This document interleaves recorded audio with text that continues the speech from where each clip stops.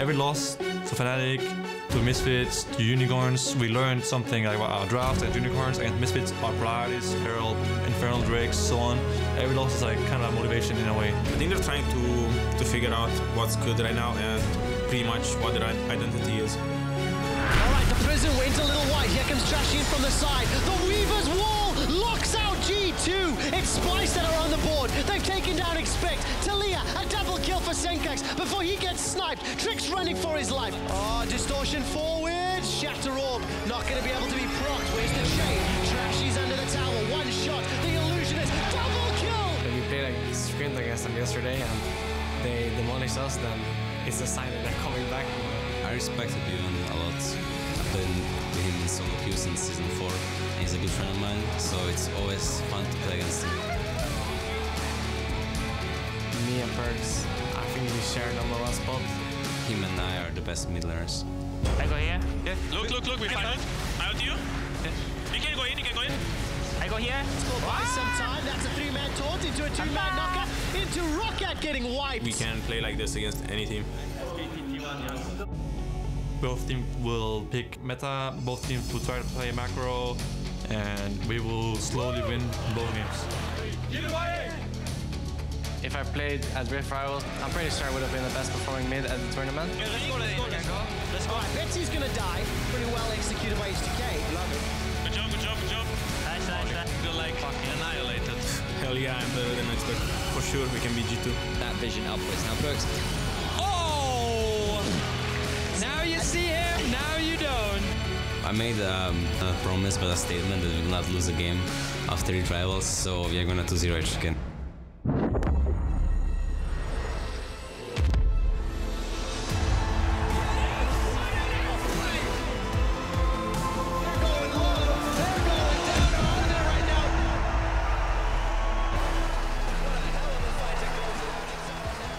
Welcome to week 7 of the European LCS Summer Split. The Unicorns of Love have a chance to get a lead over their rivals H2K as they face a struggling Roccat in our very first series of the week.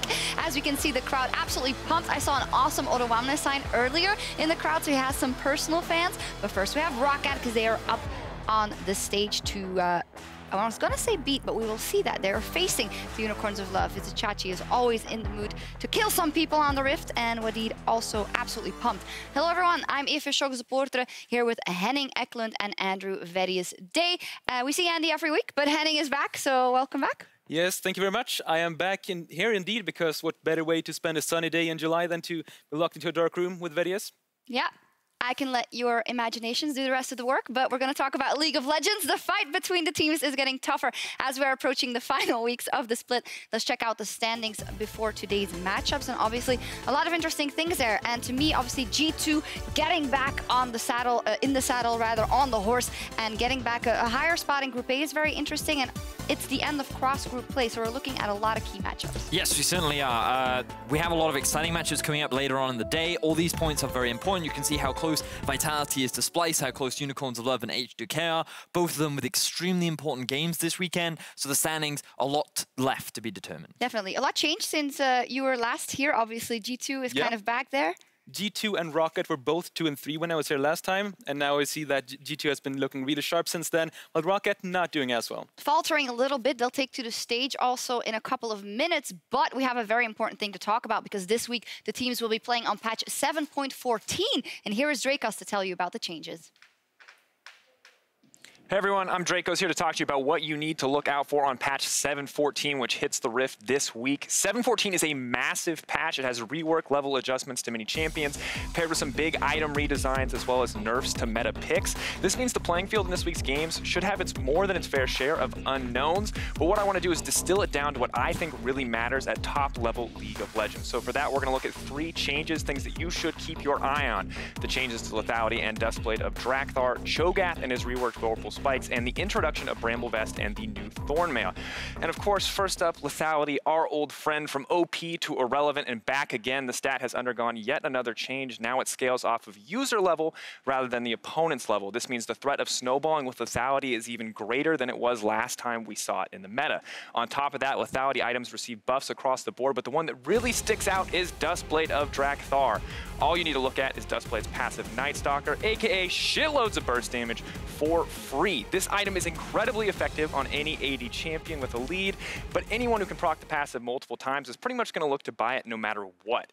However, as terrifying as Lethality is, we've all experienced it in solo queue. It may not be as big in competitive play. In the big leagues, it may be all about the tanks. Now, Zac, Sejuani, Gragas, they're strong tanks, excellent junglers, but Cho'Gath is the pick I'm keeping my eyes on. The changes to his Vorpal Spikes have put him back on the list of viable junglers, giving him a stronger, clear, or reliable, slow, and obscene trading against other tanks via the scaling max health percentage damage. This, combined with his abundance of CC and a strong suite of tank itemization, make the Terror of the Void truly a terror to play against. And speaking of tank itemization, let's look at the latest way to ruin a healer's day, our new friend, the Bramble Vest. Basically, it's a mini Thornmail with a healing debuff. Bramble Vest makes it incredibly easy for tanks to shut down sustained-focused champions, pretty much ruin the day of anyone who wants to rely exclusively on Warlord's Bloodlust for healing. On top of that, it builds into the new and improved Thornmail, which now provides health in addition to the armor, while keeping the classic Thorns passive, and now an additional attack speed slow for all assailants. TLDR, as we get into week 7 of the summer split, Duskblade is powerful, but it's not better than the lineup of meta tanks. Cho'Gath is now one of those tanks, and the Bramble Vest is yet another reason on a very long list to be ready for a tank meta. Now, nobody knows what's to come, but we're going to have to find out as we get on to Summoner's Rift. We will have to find out. Thank you very much. That was a very good run through of the most important changes, so to say. A couple of notes. Obviously, Duskblade did get a hot fix. A little bit of the damage. The damage on earlier levels for Night Stalker is down, but we've heard that that hasn't made the biggest of influences. And Kayn is enabled as well. So out of everything we've seen, what do you think has the highest certainty of being seen in terms of champion picks? Cho'Gath, 100%. Yeah, I think that having spoken with a lot of the pros and having a look at through some of the match histories, there's a lot of favor towards it right now, largely because of the clear speed and the utility that he provides. You have carry top laners now, you have huge amounts of damage in the mid lane, you see a huge amount of variation in AD carries. All you want is a front line and CC. Cho'Gath does that for you. What about Kayn?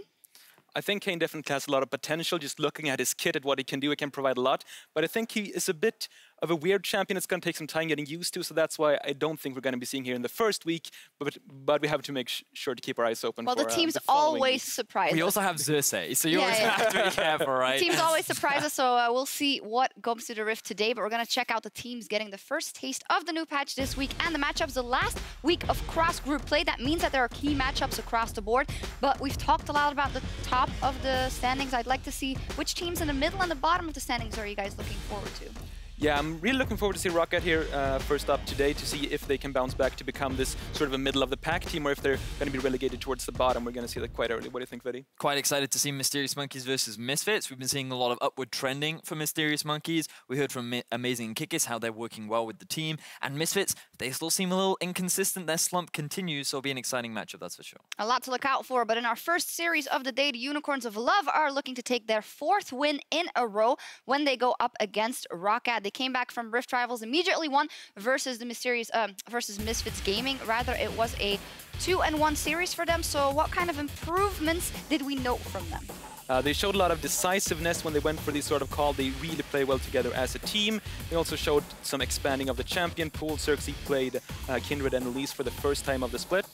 So that's 2 big things that they can take with them. Veddy, is there decisiveness, even though it's good when it works, but did we see any kind of, holding back from them and it wasn't the right time? Did we see any evolution in their playstyle there? I feel like we're still seeing very much of what we've already seen a lot of from the Unicorns of Love. One of the big things we used to praise them for in the past was their ability to grow and develop as a team. But right now, I feel like they're still sticking with a lot of the same issues that they've had throughout the split, which is going for slightly random fights, but also just individual laners dying a little too often, making it difficult for Xerxes to get that early lead because of his weaker lanes. And this could be the 4th series win in a row, but we're being critical, obviously, because of what we saw at Rift Rivals. We want to see them step up and shore up those mistakes. On the other side of the Rift, we have Roccat, not in the best form. They lost both their series last week, obviously, versus H2K. It was a bit of a stomp. It was a total stomp. And then versus Mysterious Monkeys, what should have been a more winnable series, they also also didn't manage to make anything happen, except in the early game, which was quite successful. So why haven't they been able to win more games, Henning? I mean, the late game team fighting and the team communication has just looked off for this team. There was one point in the game where Yarnan was 6-1 on Jhin, really big performance, and then he was just left completely alone to get picked off by the assassins of the Mysterious Monkeys. So Roccat, while they have the good early game, as you stated, they need to step up the late game team fights. Yeah, that's exactly what I'm looking for from Roccat. I feel like that they seem to be getting the early game down, but now we need to see them transition this more with their team play, with their communication. Against the Unicorns of Love, I think they can still get that early game lead, but that late game is going to be much harder to play. Well, in any case, this was the time Roccat started their winning streak last split. We'll see if they can take down the Unicorns of Love as we leave it to our casters for game 1. Thank you very much, Shox, and welcome to this clash between the Unicorns of Love and Roccat. I'm Aaron Medic Chamberlain, joined here by James Stress O'Leary, and I know I'm excited that we're on patch 7.14 today. Yeah, for once we have the enviable task of being the first casters in the European region here for 7.14. Lots of cool stuff. We're going to explain it to you throughout the cast. When we see it, we'll get you all sorted on what 7.14 brings. Well, let's check out the players fighting for the win. Roccat are on the blue side. A massive note for them is that Freddy122 is subbing in as their coach today. The last time we saw Freddy on the stage for Roccat was when they beat out Huma in the summer promotion tournament in 2016. He was, of course, playing top for them there. Actually played a bit of top Rammus, so you never know. The draft might change around a little bit for them today. What do you know? A tank meta incoming, and Freddy is back on the Rift. Perfect, potentially, for Roccat, but they have to deal with their opponents today. On the red side, it is the Unicorns of Love, and one player with all these changes to tanks, to the jungle, you have to keep your eyes on now is last split's rookie of the split in Xerxes, and he realistically has been ahead of the meta curve on a lot of things, whether it was the Warwick coming through, and then perhaps behind the meta bringing the Elise in last week. But certainly he's the kind of player that you have to keep your eyes on when there are these significant changes, because we might be seeing him pull out the likes of the Cho'Gath or the Kayn that we've been hearing people talk a lot about. I have to admit, if he pulled out Kayn, I would be incredibly excited. A lot of people are saying he's not quite as strong as some of the other meta junglers on this patch. The tanks specifically, Sejuani, Cho'Gath, Gragas, that's what we're expecting to see a little bit more. Yeah, I'm not actually expecting to see Kayn in every single draft. We may see him every now and again. One of his biggest problems is his build path, and if he does get picked, we'll touch on that more in-game. But just wanted to set expectations going into Champions Select, because now that Elise is gone, Zac is likely to be gone as well at some point, and that leaves a lot of tank junglers remaining, like the Cho'Gath that we've heard from time to time. Unicorns of Love giving respect to Pridestalker's Elise, one of his best picks across this split. Actually, his most picked jungler as well. Interesting, like, just noting Pridestalker, Rengar is a possibility with Duskblade and Lethality rising up again, something he was known for a lot in the past. It's an outside chance for sure. When you look at how Roccat now banning away the Zac, they've been banning out now priority champions for Unicorns of Love. Historically, Shen, Caitlyn have been very good picks for Vizicsacsi and Samux.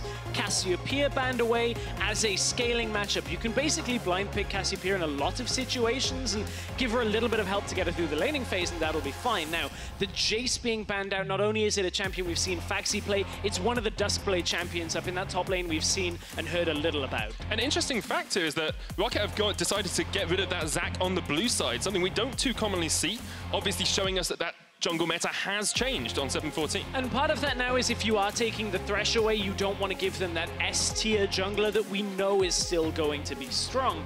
This Cho'Gath does have flex potential. We saw Cho'Gath yesterday, actually, in the North American Challenger Series in the top lane. So a lot of versatility now for the Unicorns of Love coming out of their first rotation. There is the Cho'Gath locked in, as you say, alongside the Xayah. Samux played that 5 times thus far this split, one of his most played AD carries, and something we see Unicorns of Love putting a lot of priority towards. And it gives them a decent amount of potential in the late game now for damage. We have a couple of options to go after now. Roccat have locked the Kalista alongside Thresh, a very strong bottom lane. Unicorns may pick up the Rakan on their rotation, or wait and pick up something like an Alistar, a Blitzcrank that we have seen in times gone by. But if Roccat do put the priority here in mid lane on the Syndra, while it's Betsy's most played champion, I don't feel like Roccat have shown an ability to close the game when playing around an early champion for Betsy. We have seen Exile struggle against Syndra recently, though. Last week, 2 games on that Corki, really struggled early on to try and make plays into the Syndra, sometimes overextending slightly. Unicorns will get their lovers in the bottom lane with the Rakan lock-in here, so we'll have the birds in the bottom lane against the Kalista Thresh. What are our expectations coming into this second ban phase from both of these two teams, Stress? So now we're looking at a mix of junglers and top laners being banned away by the Unicorns and mid laners taken out by Roccat. If we were to see the likes of a Kassadin, it's not the greatest matchup into the Syndra, but still something that Exile has trended towards. I wouldn't be too surprised to see those later game scaling, maybe the likes of a Vlad being taken away from Rockat's side as well. We are going to see the Gnar removed alongside the Renekton. Now, we talked a little bit about the flexibility of Cho'Gath. Yeah. Can be top, can be jungle. It looks like both teams think they might be going towards the jungle. And of course, Gnar you've got to take away from Faxi at the same time, and Chachi basically is setting himself in a situation where he can dictate the top lane matchup. Camille being banned out is the other pick that Faxi has actually looked okay on. These side lane split pushes, he's defaulted to Fiora a couple of times and hasn't looked all that bad, but a lot of priority towards top lane here out of both teams. We'll see the LeBlanc and the Camille getting taken away. As you say, Unicorns have the first pick. With the Rumble locked in, they are going to play that Cho'Gath in the jungle, so very interested to see how effective Xerxes can be. So there's still the possibility of the flex that we see sometimes happen in LCK. Xerxes was one of the first Rumble jungle players for a while.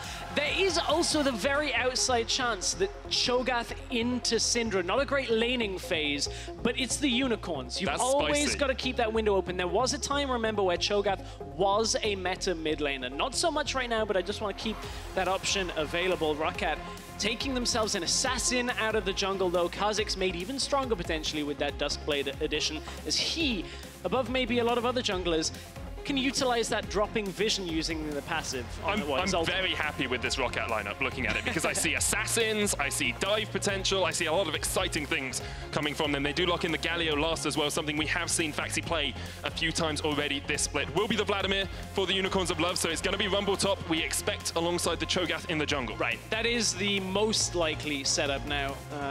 And this Vladimir, along with the Xayah, has such good late game strength. You've got a lot of good late game team fighting, and then you've got Cho'Gath as a frontline alongside Rakan, very difficult to deal with. Like, the Cho'Gath gets so incredibly tanky, Rakan is able to start engages, allow Cho'Gath to get into the fight, and then that massive amount of AoE damage coming from Cho'Gath's new E that we'll explain in-game is going to be able to help them out against Roccat as well. So what are these two compositions trying to do here, Stress? We see something that Unicorns of Love tend to pick is this sort of later game scaling composition, but what are Roccat trying to do with this lineup? So Rockat's emphasis is likely to be around trying to get mid lane ahead in the early game and then transition that down towards the bottom side of the map. Of course, they've got the Galio there to provide protection for the Kalista, for the Syndra in teamfights. So Roccat are actually aiming to fight a little bit earlier on than the Unicorns lineup, but we know the Unicorns, as soon as they think a fight can go in their favor, they will take it. And it's something that's worked out for them across the last few weeks. 3 series undefeated, or 3 series won in a row is a better way to say that. If you guys want to get involved, make sure you tweet at us at LOL Esports, hashtag UOLWin if you think Unicorns will take it, and hashtag ROCWin if you think the Cat will take down the Unicorn today. I have facts about cats later on. We'll get to them when we can, but we are going to get onto the Summoner's Rift for the first game of patch 7.14 and the first game of week 7. It'll have to be a big cat, and perhaps this cat, the Pride Stalker, might have some pretty big claws in this game. Kha'Zix, potential Duskblade buy if he ends up going the new route. And against Xerxes, now Cho'Gath, his clear early game on the other side for Unicorns is pretty decent. His ability to fight in the early game against high damage junglers is not so much. After level 6, you can still trade effectively, utilizing the ult, but look at what Unicorns are doing on the top side of the map now. Hylissang in the pit. So we saw them do this against Misfits last week. They burnt Alphari's flash early on because Alphari had pushed up to this second bush. Will Faxi make the same mistake? Faxi surely should have watched that. Now as he sees Hylissang come out of the pit, you have to know that the Unicorns are on the top side. And this is a lot safer out of Roccat, as Unicorns will go back to the bottom side now. Of course, they want to try and get Chachi ahead. A lot of their earlier game damage is going to come from this Rumble on the top side, and if Chachi can stay up in the lane against Faxi, that is a good sign for them. Against Galio, you should have a decent amount of freedom, but Galio will be able to push back ever so slightly in that top lane. Something we've talked about across this week, Stress, when we've been discussing this matchup is how much we want Roccat to play around the bottom lane mostly. Pridestalker with this Kha'Zix jungler, do you think he's going to be able to facilitate that bottom lane? He should be able to, especially with the Thresh as well. The Lantern into the lane is a great way of actually getting that fight started bot side. I think we'll have to track Pridestalker and his emphasis on Xerxes as well. But we already see early game priority from Roccat, trying to just find out where this Cho'Gath is starting, trying to upset a little bit of his early game clear. And Xerxes, he's fine though. Yeah, he's fine for the moment. Pridestalker will clear out his Razor Beaks first and then go up towards the top side of the map along his jungle route. Let's talk a little bit about Xerxes' ganking potential here, though, because he's been a jungler who has been known for these sort of slightly more outlandish picks that are a little bit less in the meta. Here on the Cho'Gath, he's picking something that's a bit more meta, a bit more usual. How is he going to be able to gank these lanes? Because Cho'Gath, without follow-up CC or without CC to start it off, can struggle. Exactly. It's a lot about starting the CC chain for Cho'Gath, because as soon as you get in range for the Rupture, the Q, the Silence, that generally is enough. So if Xerxes can get, for instance, maybe a slow from Chachi top lane or a knockup from Hylissang, that's fine. But Cho'Gath, as you said, on his own, doesn't have the best ganking potential. It's not awful. He can still get into a lane and make it work, but we can already see bottom lane under a lot of pressure. Roccat made it to the bot lane earlier because of the start that Unicorns had in the jungle, and now they've hit level 2. They've pushed up to the wave, and they've actually mitigated a lot of the strength that Xayah and Rakan typically would have trading at that level 2 mark. Exile once again taking a bad trade into a Syndra early on, getting forced back by Betsy, who does have the Ignite, so needs to be careful in that lane. But coming back to bottom lane, the reason we say Pridestalker needs to be down here is when Roccat have a lead, it comes from this bottom lane. So when they're behind, they tend to be out-ganked by the enemy jungle. Actually going to see an engage here from Hylissang onto Hyun, and he has to flash away. The Ignite comes out as well. And the dance back from Hylissang to keep himself safe. And I think when you look at when Roccat are ahead, so much of Rockat's lead as a team is actually compounded on this bottom lane. It's roughly 2/3 of the overall team lead sits with Hyanan and Wadid. So there's a lot of benefit to be had from putting all of this extra jungle input into Hyanan and Wadid as a duo lane. And you might say, oh, hook onto Hylissang. He should be able to jump away. He jumps in. Ignite comes out. The heal will have to be used as well from the Unicorns. Over-aggression from Hylissang and Samux, and Pridestalker is down towards the bottom side. And it feels almost like Unicorns are playing this out in a standard way, that they didn't lose the engage, or at least the push level 2. Now, Hyanan, he has his flash unavailable as well, so that is something to keep our eyes on. So Unicorns are actually not too bad off in that standpoint. They need some of the added sustain to come through from Hylissang and Samux in this lane if they want to really kind of get back into it, because they are still down heavily in CS. And just coming back to that point about bottom lane and the advantage that Hyanan and Wadid get, it's easy to say when Roccat have a lead, of course the bottom lane should have a lead, but the lead they have is disproportionate to the amount that Roccat are in the lead. So if Roccat have 1,500 gold lead, about 1,000 of that advantage can be found in Hyanan and Wadid in that bottom lane. So the focus for Roccat should always be to get them ahead. Chachi's going to get traded on here by Faxi. Winds of War comes out. Needs to be careful because Chachi is in the danger zone in more ways than one. He will overheat, flashes away. Faxi gets the Colossus Smash. There's no mana, though, on Faxi, so he's gated as to how much more he can do. But obviously getting the flash there is a significant benefit for Chachi in this lane matchup. We also saw in the middle lane on the minimap, you could see Exile and Xerxes actually tried to go aggressive on Betsy, but didn't secure any summoners from the Syndra. So Unicorns trying to play on the top side of the map, while Roccat, as we said, trying to play along the bottom side. I feel like as soon... Ooh, Betsy, no mana, not level 6. I feel like as soon as he is level 6, this is where the impact play is going to come from. Get that ultimate down onto Exile, hit him with the Ignite, and get that first kill of the game. Let's just reset for a second. We've talked a lot about the bottom lane. Let's look a little bit more at that mid lane, because Exile is struggling into Betsy for the time being. In this Vladimir into Syndra matchup, it does take time for the Vladimir to be able to actually do anything. You need some items, you need some scaling. How long should Exile be waiting before he can actually take beneficial trades? I mean, how long should Exile keep waiting? Like 20 minutes until he's team fighting and doesn't necessarily want to trade 1v1 if they want to play Exile perfectly. But honestly, so much of this game is going to be about the bottom lane. Here comes another fight. Engage again from Hylissang. Hyanan able to jump out with the Lantern. Hook. Hylissang dodges. This is why I hate playing Thresh into Rakan. It's impossible to catch him out. And the disappointment of that is I want to watch Chachi for just Xerxes for just a minute here. I want to watch him farm. I want to explain a little bit about why Cho'Gath is so good with the renewed E. between that and the Hunter's Talisman, he doesn't drop particularly low because his passive, remember, gives him back health, gives him back mana, everything's great. And once you hit level 6, you can get those first 6 stacks very easily from creeps and then infinitely scale damage on your E utilizing the feast stacks. That's how it ends up stacking and dealing more damage. But Xerxes, he's around. Going back. Pridestalker 6. Visit Chachi just gets melted off the face of Summoner's Rift. Pridestalker might fall here. He does. It's a 1-for-1 trade in the top lane. 1-for-1 overall top lane. Xerxes, I don't know whether Xerxes just wasn't on the same page as Chachi up top, because he actually had the opportunity to go in and maybe deter some of that engage. Of course, Rupture plus the silence is actually very good defensively as well, but Chachi died so incredibly quickly as Pridestalker made his way up into the lane and got that first kill for first blood. But Chachi obviously trades it back in exchange now. And the Unicorns, they are still down, but they'll not be too unhappy with at least picking up a kill from that. Do you see Pridestalker going towards the Warriors enchant, as you would expect? Caulfield's Warhammer in his back pocket for the moment. Faxi's gone straight for the Mercury Treads alongside a Dark Seal and a Doran's Ring. Triple starting items for him in that top lane, whereas Visit Chachi's now been able to complete his Haunting Guise, building up towards the Liandry's you would expect. Yeah, of course, Faxi not able to go the old triple Doran's Ring and just say, okay, everything's fine, because that was nerfed heavily a few patches back. No longer do you get all of that sustain. There's Roccat. This has been a good start for them so far, and I want to see them do more with this, but look how... Oh, Exile, what is he going to go down? That's the Ignite! He goes into the Sanguine Pool, but you're just going to burn down! What was that? We saw him do that last week on Corki. Why are you taking a trade under the enemy tower against a Syndra with Ignite? It's into a Syndra matchup as well last week, just misreading the situation completely. And something we had seen a couple of minutes before was Hylissang actually coming up towards that mid lane, trying to help out his mid laner, trying to get some vision around that. But Exile, just in that pure 1v1, is unable to make the plays he wants to.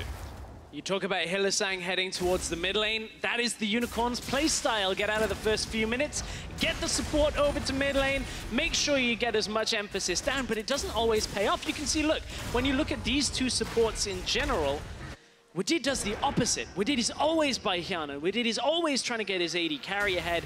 Hylissang has the highest mid-proximity for a support, but how much does it pay off, Medic? How many times do we see Exile going under tower and dying, taking an awkward trade that everything he's done to stay even in lane is just completely gone? Why would you walk that? I don't know. You don't need to take that trade. Now, I know why he did it in his mind to some degree, because last week it was the same thing. No mana. He sees no mana on Syndra and thinks, that's fine. She can't do damage to me. The turret will do it. Didn't work out for him. Betsy does have to flash away from the Rupture in mid, but this is something we have seen from Exile over the last split or so. You know, you go back to IEM last year where he got the player, the MVP of the tournament. He had an incredible split afterwards, and now he's just looking like a shadow of his former self, and his team is trying to react to that. We see Xerxes coming mid a lot. We see Hylissang spending a lot of time around mid lane as well, but they haven't been able to shore up this laning phase for Exile. And let's take it another level. Can we swap over to the Unicorns vision for just a second? I can see Wadid heading mid, but look at how much vision is invested on mid. We just saw Kha'Zix. We saw the Thresh coming. Exile shouldn't die here. There comes the play, and Exile's ignited straight away. The Hemoplate comes down. The hook's not going to land because Exile has to flash. Ooh. Burns both summoners to get himself away. He didn't die here. We can swap back to full vision now, back on the game. Thank you very much, observers. But look at how much Exile saw on the way into that exchange and still had to burn his flash. Now, granted, flash instead of dying is much better. That's fine. But it's these unforced errors like the death that they really have to fix. I think you can even argue that flash is an unforced error. You've got vision control. You know that the bot lane is missing. You should be able to play a little bit safer in the lane when you're playing these scaling champions. However, we're only 10 minutes into the game, and there's only a 700 gold lead here for Roccat. In picks and bans, we said Unicorns of Love want to scale up. They want to get to the later game. How much do you think that this portion of the game is going to impact whether Unicorns get to that late stage? With the Unicorns, there's never seemingly been a problem at a couple of deaths here and there. You can see Chachi, his performance so far in summer. Quite a lot of isolated deaths, considering Chachi was like MVP and didn't have that many deaths in the spring split, but Faxi, his opponent, actually gives up more. To tie that into the point you were talking about, Unicorns aren't afraid when they drop 1 or 2 members because they know with this lineup, team fighting, they will be superior in the late game, and they don't assume Roccat can punish them before the late game. We saw Unicorns group up as a 3, the Fate Score is going to come out, Xerxes is going to get flayed back and Hjarnan is looking for a lot of damage. I was going to call him Kasing there. Got Kalista and Hjarnan confused in my head. Too much Team RP. Yeah, too much Team RP in the Challenger Series. Which, I mean, it's early to say for ROCCAT, but they need to keep getting these wins. Otherwise, they could find themselves facing up against the likes of the promotion tournament teams. Now, for now, they are at least sitting pretty, but Pridestalker's being found.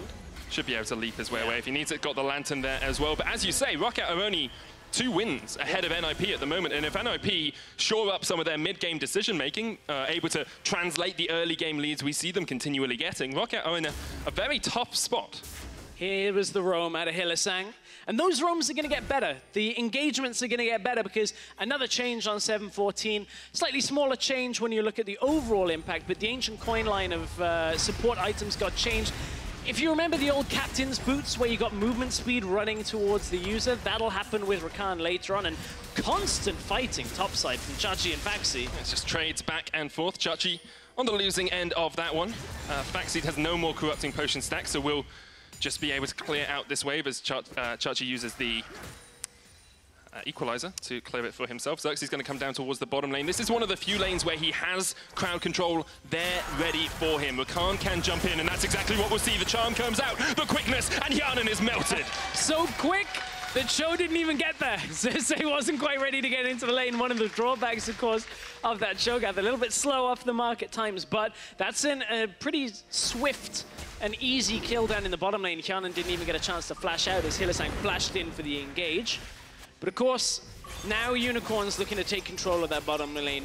We talked about how it should be a benefit for ROCCAT, and unfortunately right now, it isn't. Samux has been doing a good job of farming.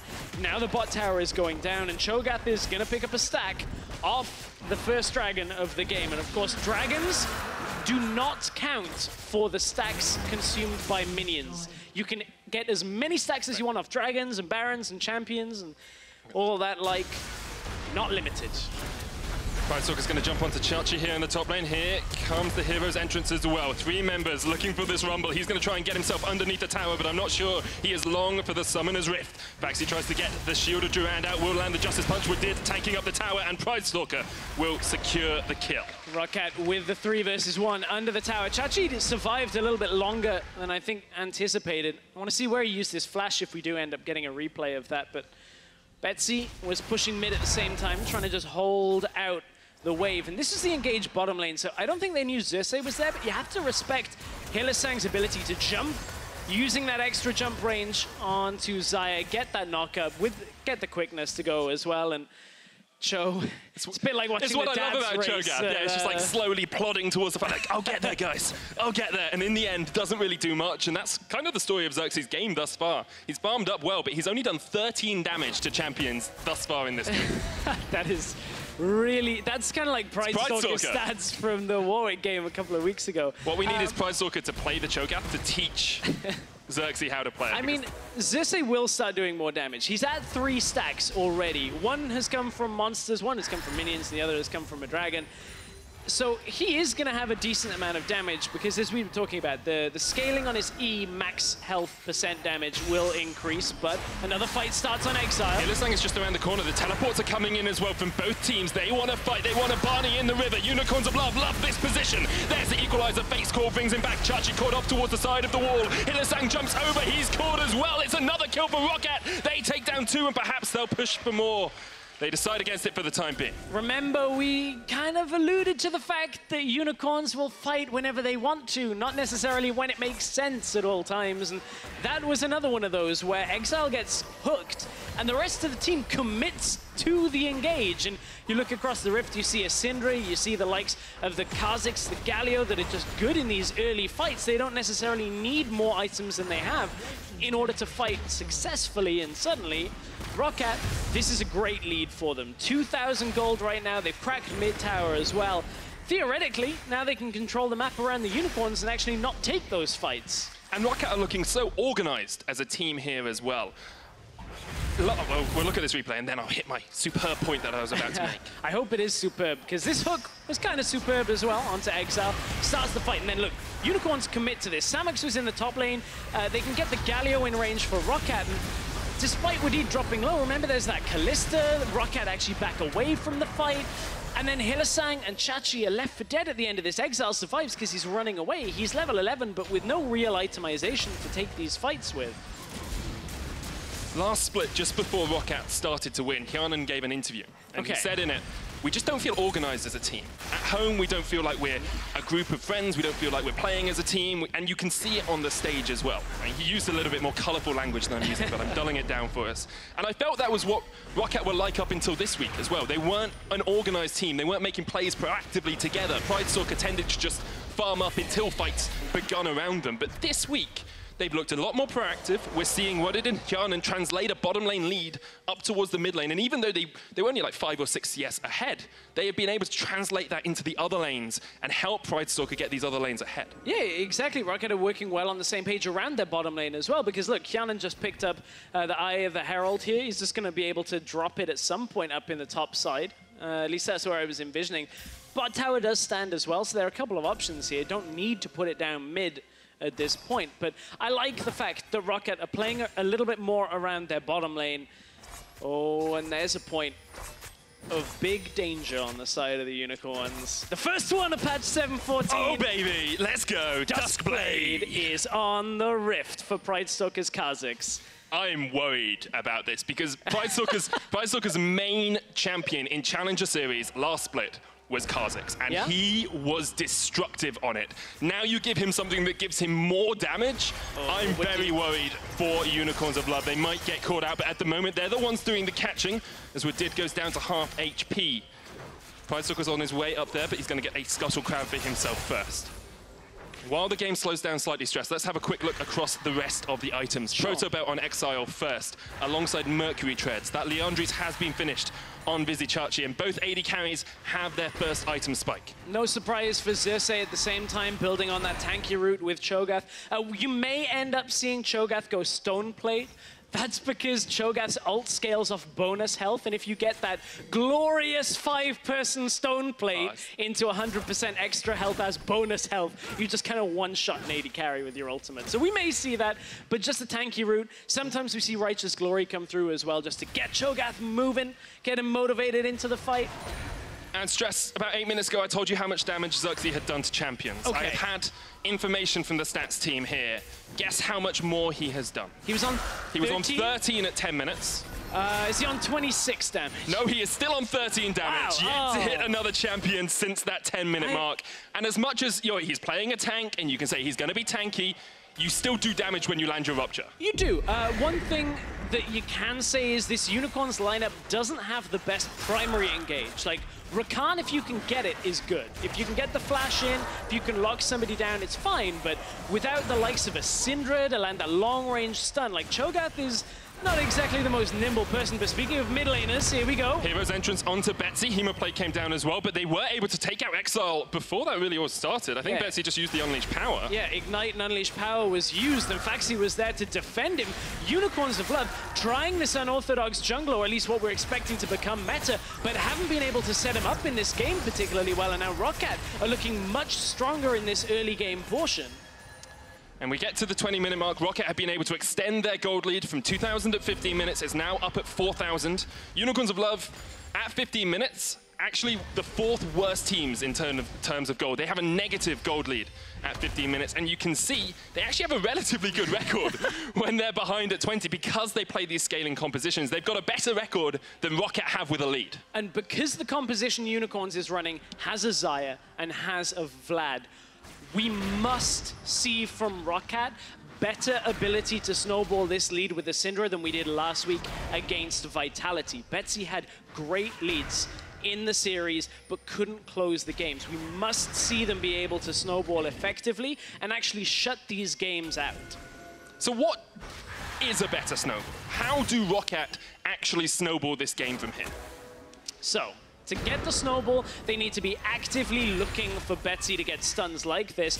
It was against Mysterious Monkeys last week that they actually failed to snowball the games effectively. But yeah, long-range stuns from Betsy. Force these skirmishes around Vision now. Look, try and deny as much Baron Vision as you can. It's not like you have an Ash Arrow to set up the fights, but a Thresh, a Syndra, Kalista, these kind of things will get fights started, and then you bring in Faxi using the ultimate. Get the small skirmish, get objectives, continue to increase your gold lead. That's what ROCCAT need to be active doing. That's what they seem to be doing at the moment. They've denied a lot of vision from the Unicorns and they'll actually catch out Hylissang. Ignite comes down, so does the heal. The chase in, that's a dead Hylissang. Perhaps they'll look for Samux as well. Pride Stalker not quite tasting enough fear from that Xayah. Pride Stalker walks up and knows that as soon as he's close enough, Duskblade, okay, here we go. Get that Night Stalker, Pride Stalker, Smite Stalker going. Exactly, he's level 12 as well, so that's an extra 200 odd damage. I think it's about 250 damage you get at level 12. Every time you can proc that Night Hunter. They are looking for top lane tower. This is the snowball we talked about, Stress. Yeah, and the Duskblade, one of the biggest problems on it that the pros are talking about isn't necessarily that you get the damage. It's that there's no internal cooldown on the item. That you can go in and out of vision 3 times in a fight and instantly just get these 3 hits. And that's the biggest problem that at least the pros are kind of saying, well, maybe this item's a little overtuned. Now, we did drop the damage down, or at least the game designers dropped the damage down on a hotfix, but it is still very strong. And it gets more strong the later you get into the game, because it's based on your level as well. Hylissang here, this is what we're talking about with vision. No vision. He has no vision at all. Could have been in that bush. He did sweep through the bush ever so slightly, but Hook predicting by Wadid. It's one of the reasons this Thresh was first pick, and then, oh, goodbye health. Kha'Zix just walks up and annihilates an AD carry. It's the reason he has picked this Thresh 8 times this split. And the other side of Duskblade, which I like, I personally love the vision control aspect of it, because of course, every so often, every time that passive is available, 90-second cooldown on it, you're able to clear out a ward. As soon as it spots you, you can just take a ward out, you can ward around your enemy jungle, deny their vision as well, and then you pair it with the sweeper, you can clear all of the wards. It's beautiful. It is. It works out incredibly well, and I'm glad that we saw one in the first game, and Pride Stalker is definitely the sort of man we expect to bring it out. But on the other side of the coin, Xerxes has not had the impact perhaps he would have liked in this game. He is scaling up. He is playing a Cho'Gath without much crowd control in his lanes, but we've always seen a difficulty to adapt to the meta, or at least Unicorns haven't allowed him to play meta junglers that often. Are we seeing that once again here, where he's playing a tank, but he's not playing it to great effect? I think the difficulty for Xerxes is looking for openings. There aren't many openings that exist right now for him. Like, look, Rupture lands there, but great, he got more damage done this game, but the rest of the team aren't ready to commit.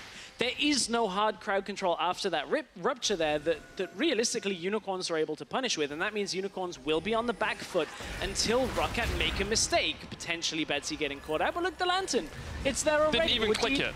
Exactly, Wadid is already covering for Betsy being maybe a little close in the mid lane. And ROCCAT are covering for their later game as well. Executioner's call-in has been completed on Hyanan to try and stop all of this healing that comes from a Cho'Gath and that comes from a Vladimir. One thing that Unicorns have been a good team with is always getting something in exchange for when their opponents are taking objectives. So here, they get the mid tower when Hyanan has committed to the top side. They know that they can't stop him getting that tower, so let's get an objective in mid. This is something they frequently do. Hylissang's got it! Engage onto Betsy. Here's the hero's entrance. Teleport's going to join the fight as well. Exile's on the back line. Unicorns of Love trying to take the fight in the mid lane that they know and love. Pride Stalker has been melted off towards the back, but he will kill Exile. Let's go up to the top of the fight as we do see Chachi getting called out. ROCCAT are going to engage. The Tides of Shield of Duran gets the stun as well. The taunt comes out, and it is a 2-for-1 for the time being. Look at what Hyanan's doing. He's still safe on the back line. Hylissang trying to step forward, gets caught up by Faxi. Shield of Duran gets the taunt, but he's going to jump away, and the hook does not quite connect from Wadid. Unicorns are able to trade 2 for 2 in that fight. In fact, ROCCAT only lost 1 member and ended up taking control of the second half of that fight, but it all started with ROCCAT still having Hyanan up on the top side of the map and having to come back down, and ROCCAT were able to buy enough time. They could take out Exile, they could take out Visit Chachi, and only lose Pride Stalker in response. But you got to look at how Unicorns still play out that fight. Considering Roccat have a decent lead, you would expect Roccat to be able to take fights early on, but they didn't have the numbers to start it off. And even with a 6,000 gold lead, Roccat aren't winning these fights downright. And look at it, Wadid and Xiaonan aren't in the fight yet, as Hylissang goes back towards the team and then flashes on top of the Roccat mid laner. From there, Exile ends up losing the trade, and it's a little unfortunate from Exile's point of view that Pride Stalker wasn't feasted half a second earlier because those Void Spikes still came out. Then Chachi tries to back away, Flay comes through from Wadid and everything's great here, but look, you can see how from this point, Unicorns still need more damage on Samux. They need more items completed. Xerxes, he's building a tank. This isn't full AP, Cho'Gath. You can't go back into this fight unrelenting. Look at how little damage Xiaonan did in that fight as well. Actually, the least of any member of either team. He just didn't seem to be able to join the fight. And one of the reasons you like Kalista in this meta is her ability to tank bust, to get rid of these big meaty targets in the front line. Yeah, at least early on. Later on, it's going to be a little more difficult, and you can see that Xiaonan did itemize with the Executioner's Calling. He's had it about 5 or so minutes to try and deny Exile the ability to regenerate up. Same can be said for Xerxes. Cho'Gath does get a decent amount back. Now, he's got a Warmogs now as well. That's going to give you a little bit more healing. That was what I was about to touch on, is the fact that Xerxes can kind of try and look to set up fights, back away, regenerate up, go back towards a fight. But obviously Warmogs, massive amount of extra health for him. Will be able to stay around in fights longer, especially if he ends up going for that stone plate later on. Roccat have vision around the Baron. There is a Scuttle Crab just expired on the side of Unicorns of Love. They have a few long-range totems, though, so they can spot this being done. They will. However, Roccat are going to stay on it. And it's Kalista, right? You know you've got the Ren damage. Wadid now with Equalizer. Hylissang jumps in, the knockup from Wadid, but Exile's on Betsy in the backline. Unleashed Power will come out. Hylissang's low, off towards the front.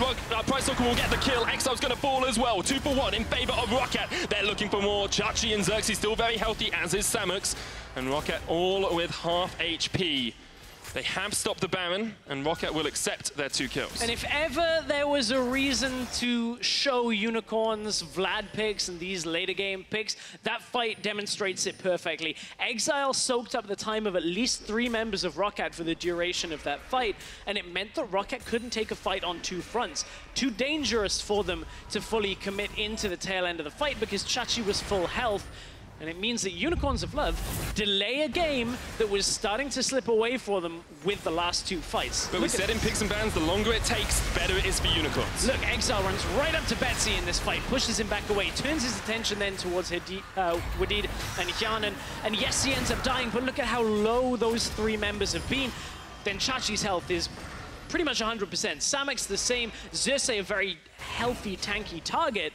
Means that from that point on, Unicorns have control of that team fight, and Roccat are getting stalled out. Does it all just become a Baron dance now for these 2 teams? Because Roccat don't seem to be able to break the base of Unicorns without a few kills, and Unicorns seem willing to take these fights around Baron.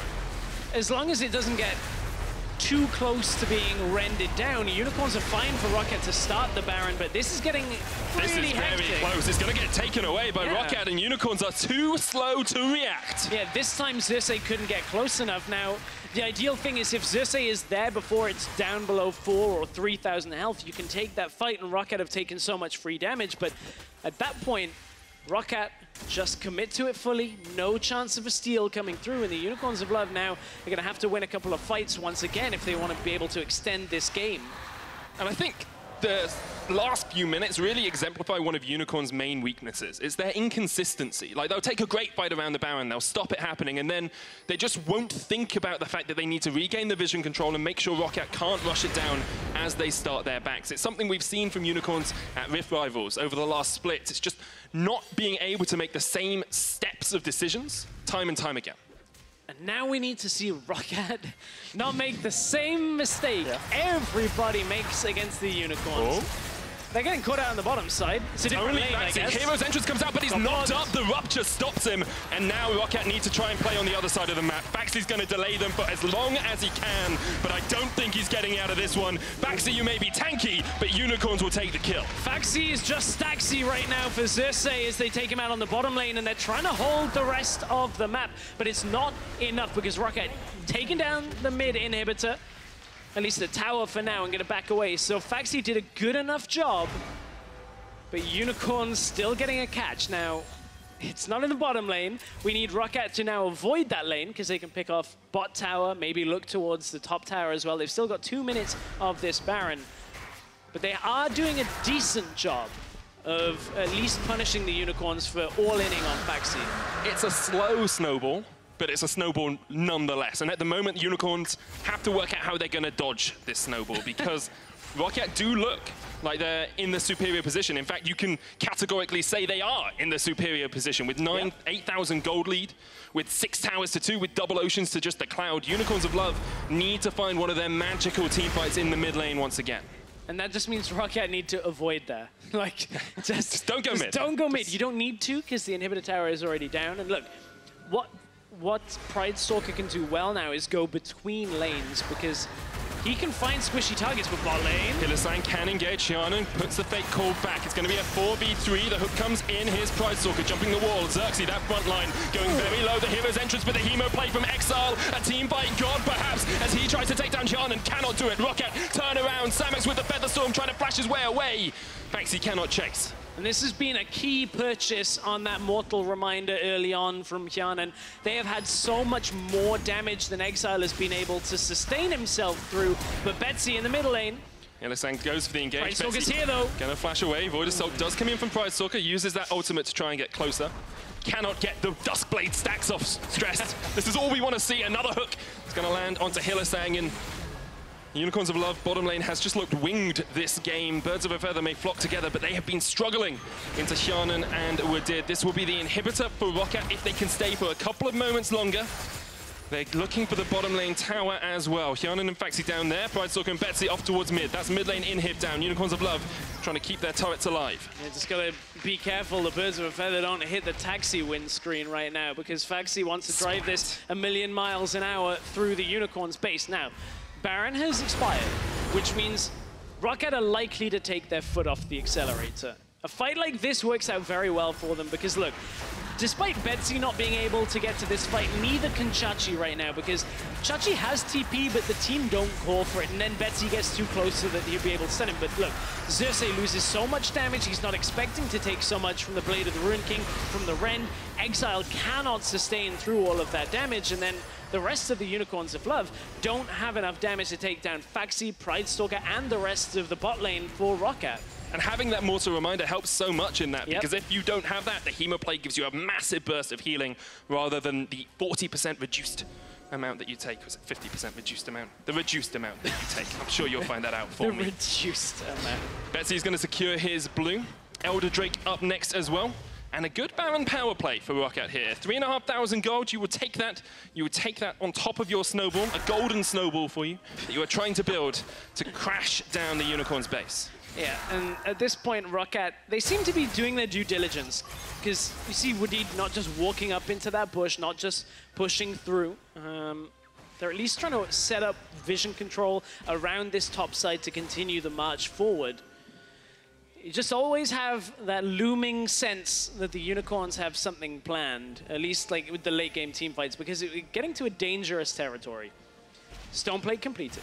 Yeah, Stoneplate completed, Warmogs completed. Void Star, needlessly large rod on Exile. So if Roccat don't play these fights carefully, there's only so much damage that this Kalista, the Syndra are going to be able to output against this massive tank. Now, there is only one tank, realistically, on the Unicorns of Love, so at least if they don't kind of all in there. Look at how huge Xerxes is. Must be sitting on about 5,000 HP at the moment. Hook's going to land onto him. Hjarnan puts a couple of spears in, just like that's not going to be enough for the time being, but Wadid wants to go forward. Here's the hero's entrance. They're looking for Exile as well, who will Sanguine Pool away. Wadid flashes in, the hook lands on Hylissang, and this is the fight that Roccat wanted. They get to, holy moly, that feast onto Hjarnan, but somehow he survives. Roccat get 3 kills. Betsy's looking for another. Can Chachi get his way away? He will use the flash. So Xerxes tries to turn the second half of the fight with that massive feast damage, but Roccat have already done the damage to Exile, to Hylissang, and then to Xerxes. Now they crush through the second inhibitor, and Roccat are looking for a win here against the Unicorns of Love in game number 1. Roccat on the cusp of what would be a glorious victory for them. Perhaps they'll take the series as well. Chachi jumped on by Pridestalker, not enough burst from him yet, but Yanin has the follow-up damage. The taunt's gonna hit onto Samux as well, but they don't care about Xayah. They care about the Nexus towers. They're gonna take the first one, they're gonna take the second one, and they're gonna look for the Nexus. The charm does connect from Hylissang, but he has been roasted up. We'll have poultry tonight, they say, and we'll take your Nexus. 1-0, Roccat. And Roccat answer back. We asked the question, could they snowball with Syndra this week? And they have answered in game number 1 that yes, they can. This is a lot better with an early game focus out of Roccat than against Mysterious Monkeys, nonetheless. The opposite side of the group structure. And against the Unicorns, they take the fights, they continue fighting, punish Exile's Vladimir pick. And they close the game and don't look half bad doing it. Punish Exile's Vladimir pick is something we've heard a lot of times this split stress. Exile has definitely been struggling. Unicorns of Love have been struggling with those mid lane picks as well, and it feels like they just tried to adapt to a new meta, tried to bring in that Cho'Gath, but didn't really understand how to utilize it to its best effectiveness. And I think we just got a glimpse of Pridestalker from the promotion tournament once again. 7, 3, and 6 on this game with the Duskblade on Kha'Zix. Had a lot more impact than the Cho did, which is a little bit sad. I wanted to talk more about Cho'Gath. Hopefully we'll see him again, maybe in a successful standpoint. But certainly you can see a couple of the ripple effects of 7-14 throughout this game. But generally everything's still maintaining the meta that we were expecting when you look at tank jungle, when you look at exactly the lane setups. Well, Roccat struck first against the Unicorns of Love. Let's get some thoughts from our analysts on their win. Thank you very much, guys. Not getting too excited for Roccat, but as said, this is around the time that in the spring split, they turned everything around. But this is just one game, so let's break down a couple of aspects of this game, obviously also with 7.14 in mind. But first, I want to talk about Roccat and what we expected from them. Early game advantage, and they did it again. They were up 3,800 gold by 20 minutes, but we've seen them throw leads like that. How, in the first place, did they get that lead in this game?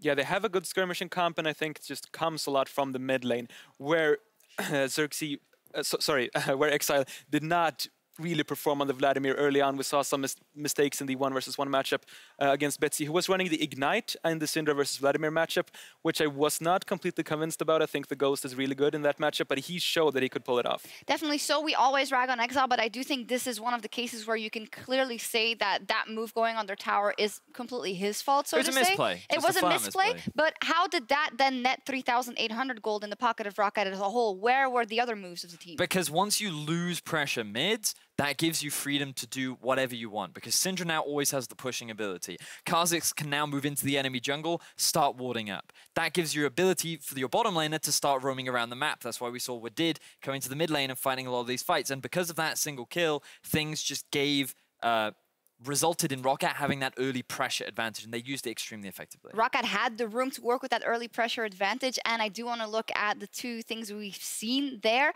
First up, Cho'Gath, 7.14. You called it. He would be in the game. Xerxes picked it. Not too much of an influence early on, but overall, what did he bring to the game?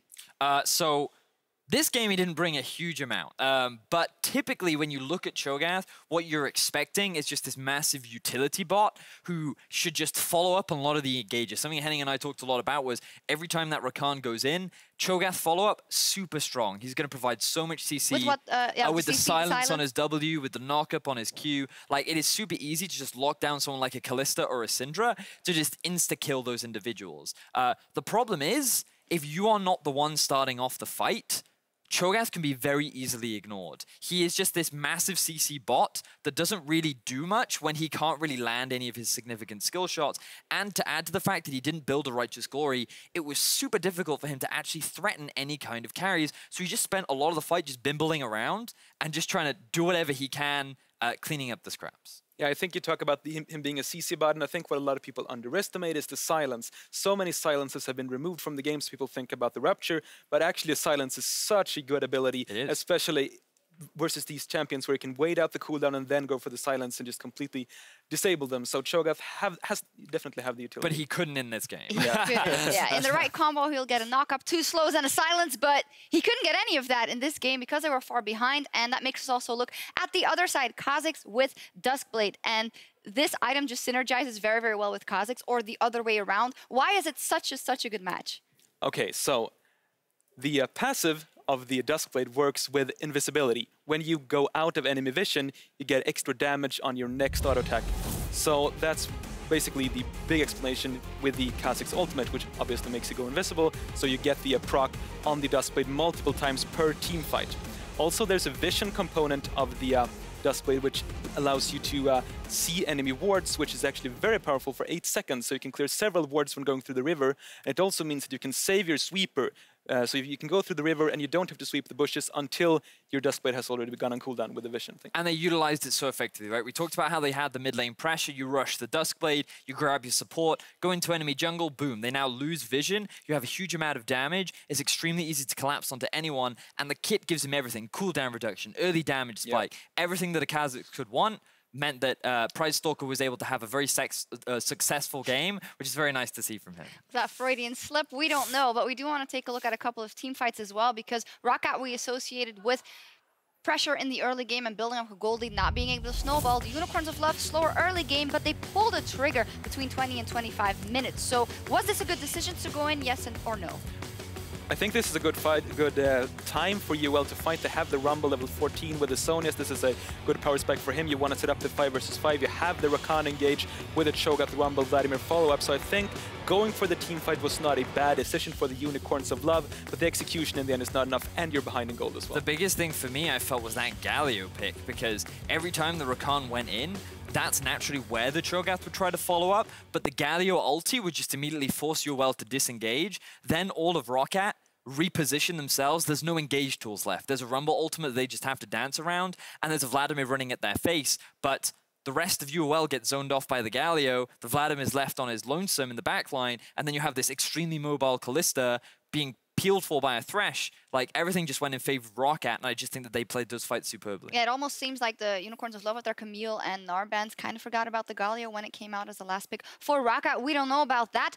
In any case, ROCCAT, we're watching them like a hawk. What are they going to do? And sometimes the best move versus the Unicorns of Love is doing nothing at all until it's the exact right time. Let's take a look at the final fight, because it was up to ROCCAT to bring it home. They already had a Baron, and they just played this out magnificently. And you'd think here, oh no, Wadid, he's going to face check, but he's fully aware of where Unicorns of Love is, and he is not afraid to go for this kind of engage because he knows the lead that they have, and Faxi is extremely tanky. The positioning of Hjarnan and Betsy is always superb. They're always in a position where they're not likely to fall. You see the power of the Stone Plate plus the ultimate damage from the Cho'Gath, but it's just not quite enough to kill Hjarnan, and ROCCAT come out with a fantastic team fight to close out the game. And typically, you wouldn't expect that from the Unicorns of Love, a team that gets so much praise for their team fights, and then they get outplayed in team fights by a struggling ROCCAT. A struggling ROCCAT who are up several thousand gold at this point, and this is a very hopeful sign to me, because they get the early games, the early game lead, which they have showed they can do in the past. They can do it consistently, and they snowball out a game versus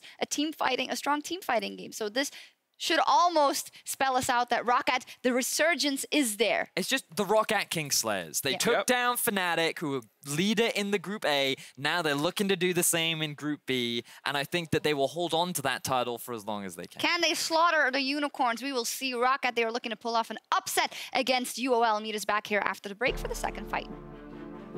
He's going back. Pridestalker's 6 visit charge. He just gets melted off the face of Summoner's Rift. Pridestalker might fall here. He does. It's a 1-for-1 trade in the top lane. So far, and I want to see them do more with this, but look how... Oh, Exo, what is he going to go down? That's it. Right. He goes into the Sanguine Pool, but you're just going to burn down. Oh my god, I fucked up so badly. Go Rumble, go Rumble, go Rumble. Nice. No. Yeah. Good job. Nice. Here's the hero's entrance. They're looking for Exile as well, who will Sanguine Pool away. What it flashes in, the hook lands on Hylissang, and this is the bite that ROCCAT wanted. They get to holy moly, that feast onto Hjarnan, but somehow he survives. We'll have poultry tonight, they say, and we'll take your Nexus 1-0, ROCCAT.